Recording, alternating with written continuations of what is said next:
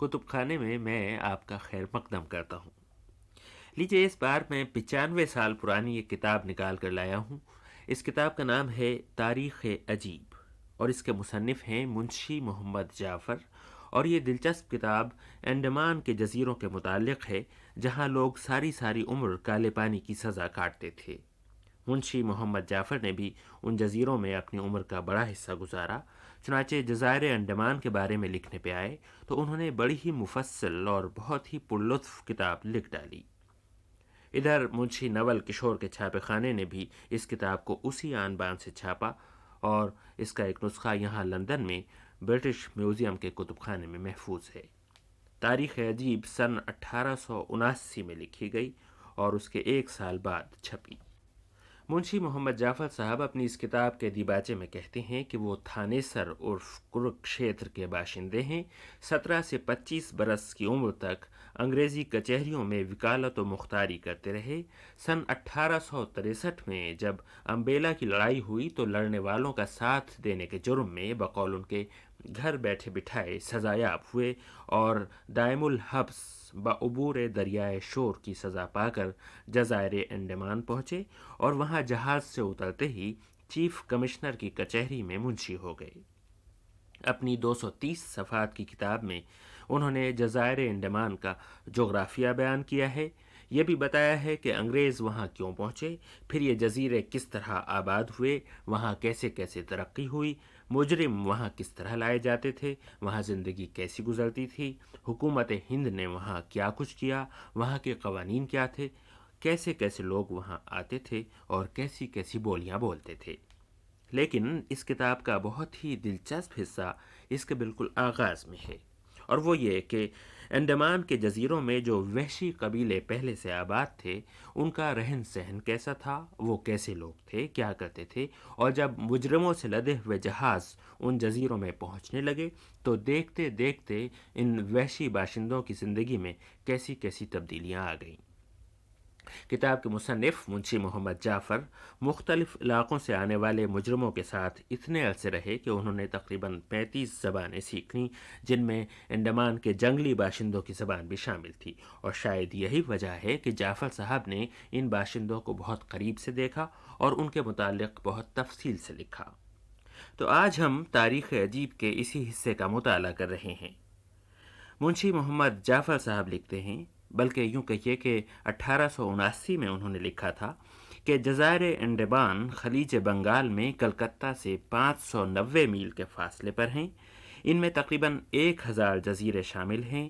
یہاں کلکتے سے آگ بوٹ 6 روز میں پہنچتا ہے۔ یہاں کا جنگل ایک وحشی قوم سے آباد ہے۔ ان کے بارے میں مشہور تھا کہ انسان کو کھا جاتے ہیں اور نہایت ہیبت ناک ہیں، چنانچہ لوگ ان جزیروں کی طرف آتے ہوئے ڈرتے تھے۔ الف لیلہ میں سندھ باد جہازی نے کیسی ڈرونی اور مہیب صورت اور آدم خوری اس جزیرے والوں کی لکھی ہے۔ یہ لوگ پستہ قد ہیں، صورت سے حبشی ہیں۔ خیال ہے کہ اگلے زمانے میں حبشی غلاموں کا کوئی جہاز یہاں ٹوٹ گیا۔ یہ لوگ انہی کی اولاد ہیں، لیکن ان کی زبان میں حبشیوں یا کسی دوسرے ملک کی زبان کا ایک لفظ بھی شامل نہیں۔ ان وحشیوں کی 12 ذاتیں ہیں اور ہر ایک کی زبان ایک دوسرے سے بالکل مختلف ہے۔ البتہ یہ خدا کو مانتے ہیں۔ ان کا عقیدہ ہے کہ پلوگا یعنی خدا، مارو یعنی آسمان میں رہتا ہے، وہی خالق ہر شے کا ہے، اسی کے گھر سے پانی برستا ہے، موت بھی اسی کے حکم سے آتی ہے اور روزی بھی وہی دیتا ہے۔ یہ لوگ شیطان کے بھی قائل ہیں اور کہتے ہیں کہ سب برے کام شیطان کراتا ہے۔ یہ لوگ کسی چیز کی پوجا نہیں کرتے۔ یہ جنگلی لوگ 2 سے زیادہ گنتی نہیں جانتے۔ جب کوئی چیز 2 سے زیادہ گننا ہو تو کچھ انگلیوں سے اشارے کرتے ہیں۔ یہ لوگ مادرزاد برہنہ رہتے ہیں۔ البتہ جب ہماری بستیوں میں آتے ہیں تو سرکار سے ان کو کسی قدر کپڑا بھی ملتا ہے جس سے اپنا بدن چھپا لیویں، لیکن بعض وقت بلا توقف اپنی اصل حیثیت سے بھی آ جاتے ہیں۔ یہ لوگ اپنے جسم کو بوتل کے ٹکڑوں سے گود کر بھیڑوں کا چھتا بنا لیتے ہیں۔ مونچھ، داڑھی یا سر کے بال بالکل کچھ نہیں رکھتے۔ بعض وقت سور یا کچھوے کی چربی میں کچھ سرخ مٹی ملا کر اپنے سر اور بدن کو اس سے رنگتے ہیں۔ ان کا بیاہ شادی بہت سیدھے سادھے طور پر ہوتا ہے۔ बर वक्त शादी के दूल्हा दुल्हन दोनों के बदन को लाल रंगते हैं। फिर दूल्हा दुल्हन पत्तों के फर्श पर एक दूसरे से थोड़े फासले पर बैठते हैं। उस वक्त सब कौम हाजिर होती है। एक शख्स उस जलसे में बतौर काजी के सरदार होता है। वही आदमी दूल्हा को उठा दुल्हन के पास ले जाता है और बहुत से तीर कमान दूल्हा के सामने लाकर रख देता है। इससे उसका मतलब ये है कि इनसे शिकार करके अपनी औरत की परवरिश करना होगा। तब वही आदमी हाजिरीन मजलिस की तरफ फिर कर बआवाज़ बुलंद दूल्हा दुल्हन का नाम पुकार कर अब इक यानी ले जाओ का लफ्ज़ कई दफ़ा कहता है। इस पर अक़्द पूरा हो गया और फिर ता हयात दोनों के कभी तलाक या जुदाई नहीं होती। बच्चा पैदा होने के वक्त पर्दे की हाजत नहीं होती। मर्दों के सामने औरतें बच्चा जनती हैं। पहले दिन गैर औरत दूध पिलाती है, दूसरे दिन बच्चे की माँ, और बाद वज़ाए हमल के उसी वक्त औरत चलने फिरने लगती है। हर शय जंगल की खाती है, परहेज या अचफानी का नाम नहीं। जब बच्चा थोड़ा सियाना होता है तो तीरों कमान उसका पहला खेल है। इन लोगों का घर भी बहुत छोटा और वाहियात, सिर्फ 4 खंबे खड़े करके उसके ऊपर थोड़ी पत्ती डालकर एक चंद रोज़ा आसरा बना लेते हैं। इनके घरों को जाकर देखो तो सिवाय मियाँ बीबी के और कुछ जायदाद व मिल्कियत नहीं रखते। तीरों कमान इनकी असल जायदाद बल्कि जान है।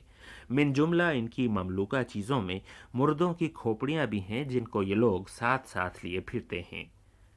जब कोई मेहमान किसी दूसरे टापू से इनके मिलने को आता है तो पहले आकर इनके घरों से 4-5 कदम के फासले पर बैठता है। घर वाले उसको वहीं खाना पहुंचाते हैं। बाद खाना खाने के वो जिस घर में चाहता है जाता है। फिर सब उससे मिलकर रोते हैं। इन लोगों में कोई हकीम या डॉक्टर नहीं और ना वो कुछ दवा जानते हैं। उनके यहाँ सब बीमारियों का इलाज लहू निकालना है, और जब कोई बीमार होता है तो वो खुद या उनका कोई अजीज निहायत बेदर्दी और अनाड़ी पने से जख्म मार कर खून निकाल देता है, और इसी सबब से उनका तमाम बदन भीड़ों का छत्ता बना रहता है। जब कोई इनमें मर जाता है तो एक टोकरी में, जिसको वो लोग कापा कहते हैं, मुर्दे को रखते हैं और उसके घुटनों को मरोड़ कर उसकी छाती तक लाकर बांध देते हैं और सारे आज़ा को दरख्त के छिलकों से कसते हैं। दफन करने तक उसको अकेला नहीं छोड़ते। बाप या शौहर या जोजा उसके नज़दीक बैठे रहते हैं और फिर लाश को उठाकर उसके दम निकलने की जगह से 1 मील के फासले पर ले जाते हैं और कब्र खोद कर बहुत जल्दी से उसमें उसको गाड़ देते हैं और कुछ मिट्टी का निशान बनाकर चले जाते हैं, और कब्र के नज़दीक हमेशा आग जलती रहती है।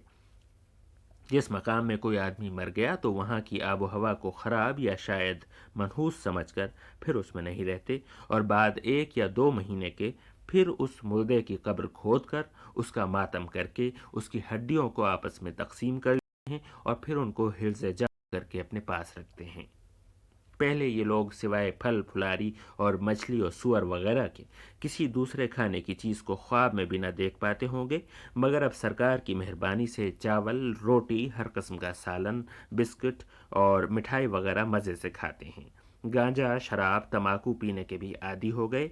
अब पाइप या चुरट हर वक्त इनके मुंह में लगा रहता है। गो इनकी असल ज़बान तो तमाम दुनिया से निराली है, मगर अब वो हिंदुस्तानी खूब बोलते हैं। मैंने सन 1866 में देखा था, ये लोग रुपए पैसे अशरफी की कुछ कदर न करते थे। वो एक चुरट को अशरफी से बेहतर जानते थे। लेकिन अब हम मनहूसों की सोहबत ने इनको बेहिरसी कर दिया।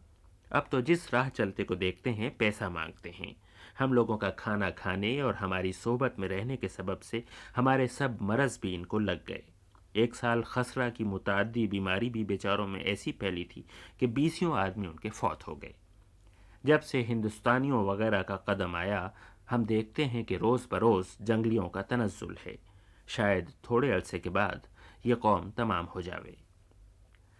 जज़ायर अंडमान के कदीम बाशिंदों का ये हाल सन 1879 में लिखा गया था।